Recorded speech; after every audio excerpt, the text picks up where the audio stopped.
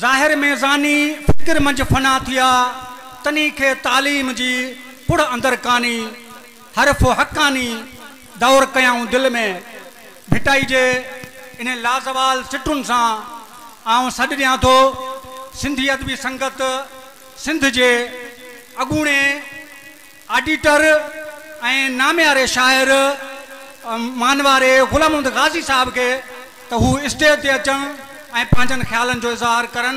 मानवारो गुलाम मोहम्मद गाज़ी साहब। बिस्मिल्लाहिर्रहमानिर्रहीम।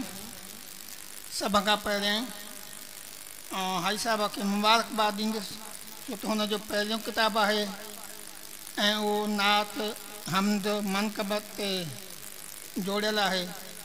तमामु सुठी ॻाल्हि आहे। अॼोके हिन में सदारत कंदड़ शेख मोहम्मद सिद्दीक़ साहब जन के जो भी शुक्रगुज़ार आहियां जो हू पंहिंजो कीमतो वक़्तु कढी करे अॼोके हिन प्रोग्राम में आया आहिनि। साईं मोहम्मद सिद्दीक़ साहब असांजी पुराणी वाक़ियत आहे छो त असांजो बि पंध मुल्तान ॾे आहे। उन खां पोइ आउं साईं परियल दायो साहब असद चाचड़ बेकुद बलोच ऐं ज़ुल्फ़िकार कुरैशी जो भी थोराइतो आहियां। किताब जे अंदरि